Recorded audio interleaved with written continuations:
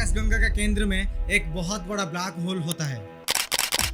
तारामंडल के भीतर आकाशगंगा NGC 6240 एक सुपर आकाशगंगा है, जिसका निर्माण दो छोटे आकाशगंगा के एक दूसरे से टकराने के बाद परिमाण स्वरूप क्रिएट हुआ था। परिमाण स्वरूप NGC 6240 के सेंटर में बल्कि एक नहीं दो ब्लैक होल है। Astronaut believe that one day these two black hole may be very well collide each and other one. Astronomers have discovered two supermassive black holes that are destined to collide. One of the supermassive black holes is 200 times the mass of our sun and the other is 125 times the mass of our sun. तो अगर ये दो black hole आपस में टकराते हैं तो actually में क्या होगा, आइए जानते हैं इसी वीडियो में। ब्लैक होल की टक्कर इतनी दुर्लभ घटना है कि पृथ्वी पर साइंटिस्ट ने कभी नहीं देखे हैं। हालांकि हमने यहाँ पे निर्धारित करने के लिए बहुत एडवांस कंप्यूटर सिमुलेशन की यूज किए हैं।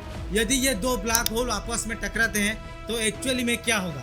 Firstly it is important to understand the energetic and share density of black hole. एक विशिष्ट सुपर मासिव ब्लैक होल के आकार हमारे सूर्य से कोई लाख से लेकर कोई अरब गुना तक हो सकता है। The largest black hole we have ever found is in the galaxy Holmberg 15 है। इसके मूल के ब्लैक होल 15,000 ईयर्स पुरानी है। इसके अनुमानित आकार हमारे सूर्य से 170 अरब गुना बड़ा है, ये माना जाता है। तो फिर क्या होगा यदि इतने विशाल ब्लैक होल आपस में टकराते हैं तो एक्चुअली में परिमाण क्या निकलेगा। ऐसे इस विनाशकारी घटने के दो संभावित परिमाण होते हैं। कौन सी संभव इस बात में निर्भर करता है कि दो ब्लैक होल कौन सी गति से यात्रा कर रहे हैं और कितने तेज घूम रहे हैं और उनका टकराने का कोना क्या है। यदि दो ब्लैक होल बहुत तेजी से घूम रहे हैं, यदि बिल्कुल सही कोना के साथ आते हैं तो छोटे ब्लैक होल को बड़े ब्लैक होल से बहुत दूर फेंक दिया जाएगा और अंतरिक्ष के माध्यम से भेज दिया जाएगा। ठीक ऐसे जैसे टकराने पर दो घूमते हुए सिक्के एक दूसरे से उछल जाते हैं। लेकिन दूसरे अधिक संभावित परिमाण ये हो सकता है, ये है कि वो धीरे धीरे एक दूसरे के करीब आ जाएंगे until they cannot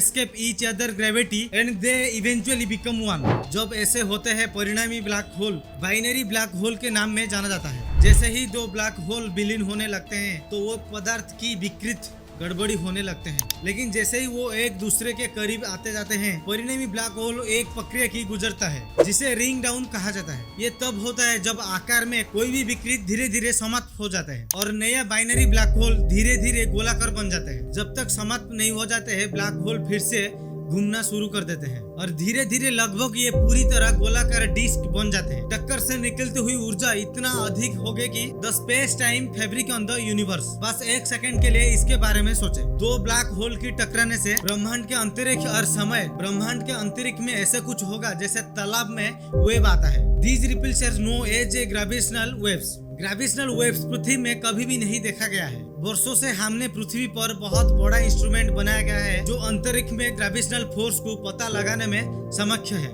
और इससे भी अधिक शक्तिशाली इंस्ट्रूमेंट पृथ्वी पर अभी बनाया जा रहा है। ये वेव्स इतना महत्व क्यों है कि हमें इसे पता लगाना चाहिए। Well gravitational waves are a founded compact of Einstein theory of general. उनको पता लगाना और इस प्रकार उनका अस्तित्व को साबित करना आइंस्टाइन के सिद्धांत का समर्थन करने का सबूत होगा। ग्रेविटी और उसका व्यवहार से हमारी समस्या और बढ़ती है। और संक्षिप्त में कहे तो यदि आप दो ब्लैक होल को कोलाइड होते हुए देखते हैं तो आप वहां से भाग जाइए। Thanks for watching. Please do subscribe, hit the bell icon for upcoming new video. धन्यवाद।